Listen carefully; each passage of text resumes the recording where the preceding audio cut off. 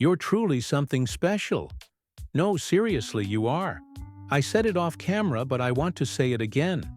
You're kind, open-hearted, you uplift women, and being with you is a joy. Whoever shares your life is incredibly fortunate. These words weren't just flattery. They echoed the awe many felt for Marlo Thomas, a woman who once seemed to shimmer with everything America aspired to be. Back when she portrayed Anne-Marie in That Girl, she wasn't just playing a part. She was setting a new standard. That smile, that spark, that fearless independence. It wasn't just acting. It was a revolution stitched into every frame of primetime television. But fast forward to today, and the spotlight isn't focused on her legacy. It's fixated on her face. Now 87, Marlo is no longer the poster of youth, but instead the subject of whispers and headlines, with conversations revolving around her altered appearance rather than her unmatched contributions. What once stood as a beacon of individuality has become a battleground of expectations and aging. And in this brutal glare, the world seems to have forgotten who she really is. They no longer see the woman who transformed how we viewed femininity, or remember the billions she helped raise for children in need. All they see is skin stretched too tightly, as if time itself became a scandal. But beneath what the world critiques lies a deeper truth. Maybe now, stripped of the adoration and filtered admiration, we're finally able to see the real Marlo. A woman who gave up perfection for purpose. She didn't age out, she evolved. From red carpets to hospital corridors, from scripted lines to unscripted kindness, Marlo's journey was never just about stardom. It was about meaning. Her story reminds us that true beauty isn't polished, it's earned. And sometimes, it's hidden beneath what society chooses to mock. Born on November 21, 1937 in Detroit, Michigan, Margaret Julia Thomas, Marlo, was never destined for an ordinary life. Her father, Danny Thomas, was a comedy legend and the heart behind St. Jude Children's Research Hospital. While the world laughed with him, Marlo often waited in the wings, wondering if there was a space in his spotlight for her. Fame surrounded her childhood, lavish homes, celebrity dinners, but the little girl inside often felt like a background character in her own life. For every standing ovation her father received, there was a quiet moment Marlo wished he'd been home. She once revealed a truth that cut deeper than the glitz around her. She always felt like she was vying for his attention, and never quite winning. It wasn't resentment that grew inside her. It was drive. That absence didn't leave her hollow. It carved out room for purpose. Watching her father's compassion for sick children, seeing how he used fame as a tool for healing, that lit a flame inside her, one that would later become the core of her identity. It would have been easy to ride the wave of her last name. But Marlo didn't want a shortcut. She didn't want to be known as Danny Thomas's daughter. She wanted to be someone on her own terms. So while others might have jumped into film or TV, she chose the stage. A place where talent, not pedigree, earned applause. Her early days were marked by rejection, by grueling auditions, and by a wall of skepticism. She wasn't just fighting for roles, she was fighting to be taken seriously.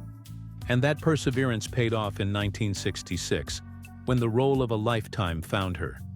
That Girl wasn't just a job, it was a declaration. A young single woman chasing dreams in New York without a man as her anchor. That was unheard of on TV. But Marlo embodied Anne-Marie with so much authenticity that the character didn't just connect with audiences, it liberated them.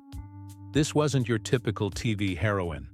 She was bold, independent, and most importantly, unapologetically herself. And through her, Marlo offered a new roadmap for womanhood in a country still hesitant to change. The series was groundbreaking.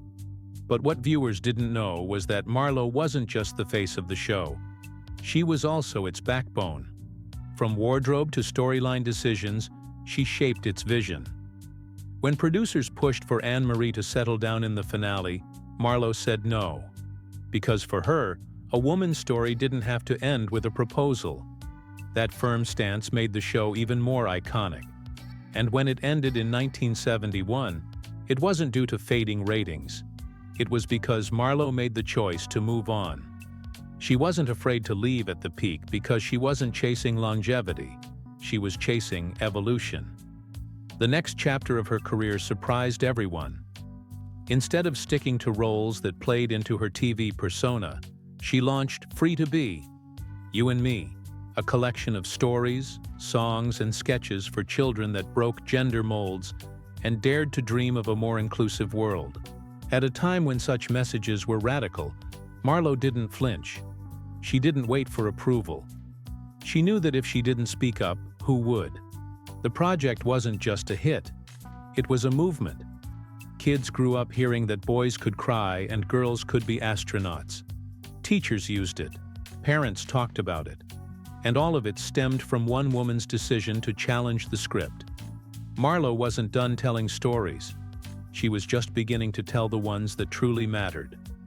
What makes her journey so gripping isn't the fame. It's what she did with it. She rewrote the expectations placed on women, not just in front of the camera, but in living rooms across the country. And now, even as the public focuses on what age has taken, the real story lies in what it couldn't touch: her legacy, her courage, and her relentless compassion. Marlo Thomas didn't just survive Hollywood, she changed it. And the next time someone looks at her face and forgets the impact behind it, they'll be missing the most important truth of all.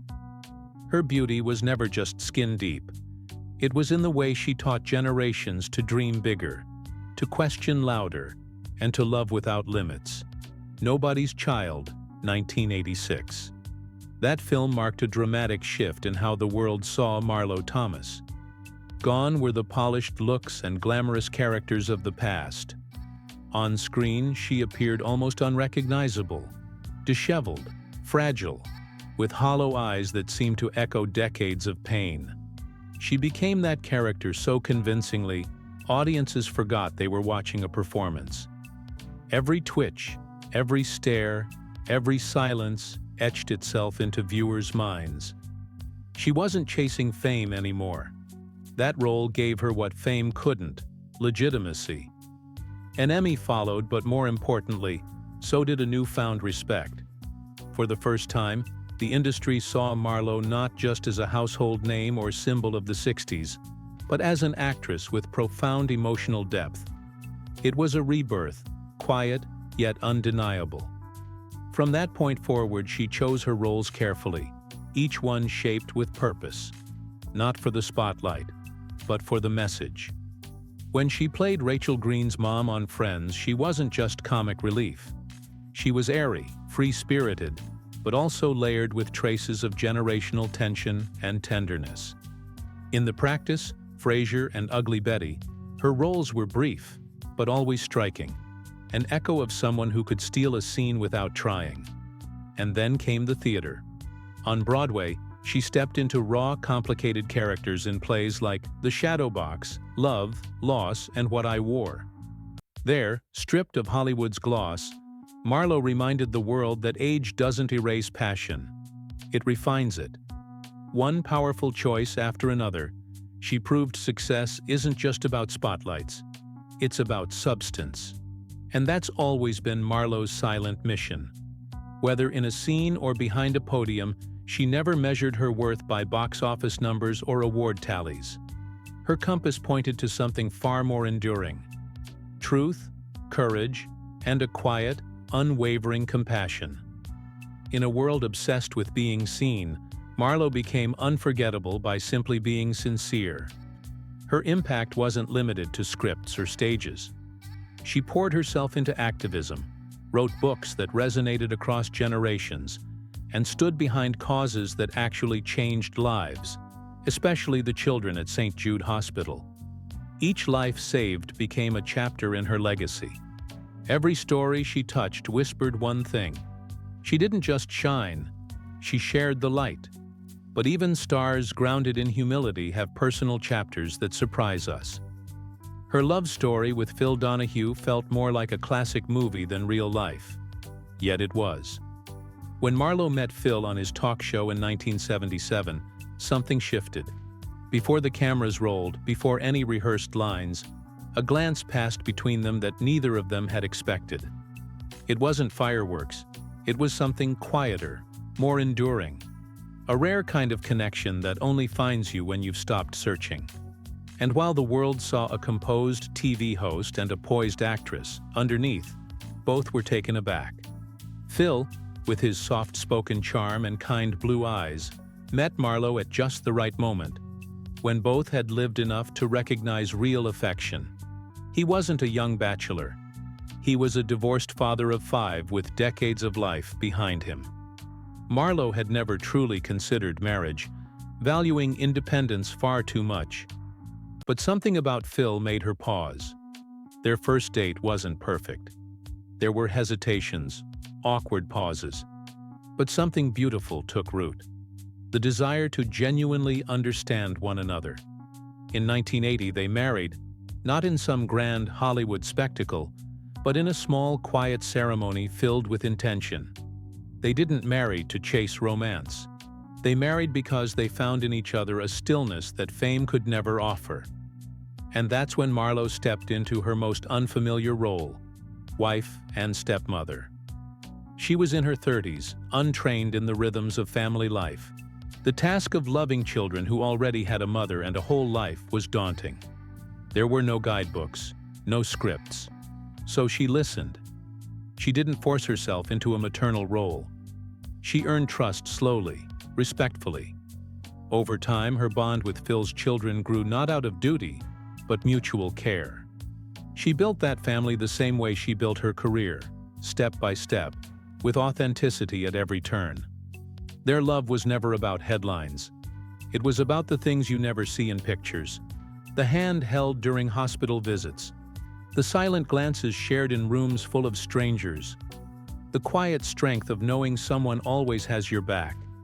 As Phil aged and stepped away from the public eye, Marlo didn't chase the spotlight for two. She stayed beside him, not as a star, but as his steady, loving partner. When asked about their decades-long marriage, Marlo once said, "Love didn't ask me to change. It showed me that sharing your life can be the freest thing you ever do." And in a town where romance flickers fast and dies even faster, Marlo and Phil proved that patience, kindness, and shared purpose can outlast even time itself. But life, even when rich with love and meaning, never stops testing those who live it fully. Even after everything she'd achieved, Marlo faced the hardest opponent of all, aging in an industry that treats it like a failure. She had once been the emblem of American beauty. Her smile lit up living rooms. Her voice carried hope for an entire generation of women who dared to be more. But as time passed, the camera turned colder. The face once adored now became dissected in harsh lighting. Lines were no longer signs of wisdom. They were tabloid fodder. So, like many in her position, Marlo sought help through cosmetic procedures. But instead of empathy, she was met with mockery. Photos circulated with cruel captions. What happened to her face? She used to be beautiful. Comment sections became battlegrounds. Critics pointed fingers. Admirers expressed grief. But Marlo didn't retaliate. In her rare interviews, she shared simply, "I do what makes me feel like myself." No theatrics, no apologies. Just quiet honesty. Not because she owed anyone an explanation, but because silence sometimes speaks louder than defense. Her aging wasn't the tragedy. Our obsession with youth was. And while others debated whether she had changed, Marlo simply continued to live. She didn't slow down. She didn't retreat. She kept going, just as she always had. With poise, with resilience, and with that same burning truth she carried from the start. Because behind every wrinkle, every altered feature, still lived the same woman who dared to be herself when everyone else demanded perfection. And that might just be Marlo Thomas's greatest performance. Living her truth, no matter the stage. Her smile no longer seeks the spotlight, yet it holds a quiet resilience that speaks volumes. It's not the kind of smile crafted for cameras. It's one shaped by endurance, softened by pain, and illuminated by purpose. Marlo Thomas, from her earliest memories, lived in the long shadow of her father, Danny Thomas, a man whose devotion to a dream often meant sacrificing presence at the dinner table for a greater cause. St. Jude Children's Research Hospital wasn't born out of comfort, but out of conviction. Marlo's childhood was filled with rushed meals, absent evenings, and the echo of her father's mission overpowering family rituals. For a young girl, it felt like abandonment. But as the years moved forward, clarity replaced confusion. She began to understand that real love often stretches far beyond physical presence. It's the kind of love that builds sanctuaries where no child fights alone, and no parent receives a bill they can't afford. When Danny Thomas passed in 1991, the torch wasn't gently passed. It was dropped heavily into Marlo's hands. And she picked it up, not out of obligation, but from a deep, unshakable belief in her father's mission. That hospital was more than brick and mortar.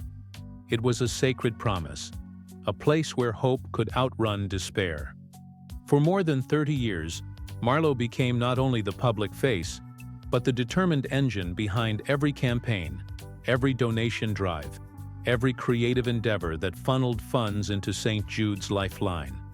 The albums she curated, the books she penned, the interviews she gave. Each action was less about celebrity and more about survival for others. The stories that stuck with her weren't about big checks or flashy events. They were about children fighting impossible battles with unmatched courage. About mothers and fathers whose hearts beat solely for another chance. About those moments when doctors delivered not just treatments, but miracles. And in the aftermath of every tear-streaked smile, every whispered thank you, Marlo found her purpose renewed. She wasn't doing this to build her brand. She was, in many ways, healing the echoes of her own youth, offering presence to others where she once felt its absence. Her life teaches us this. True wealth isn't in what you collect, but what you give away with intention. Marlo's strategy was simple. Spend less on noise, invest more in impact. She may no longer trend on red carpets, but she's imprinted in the hearts of those she's quietly lifted. Fame fades, glamour shifts. But Marlo Thomas? She's one of those rare souls who chose legacy over limelight. While some chased fame with fury, she walked a gentler path, sowing seeds of compassion, stitching lives back together without asking for applause. In her story, we find a reminder that the greatest triumph isn't in staying visible, but in staying kind. If you ever worry that your best years are behind you, think of Marlo. If you've ever feared your voice has gone unheard, remember how hers still echoes in the corridors of a children's hospital. Perhaps we all have a little light left to shine. And maybe, just maybe, our quiet acts of goodness are the very sparks the world is waiting for. If this story moved you, if it reminded you of a forgotten dream, or rekindled a hidden hope, share your reflections in the comments.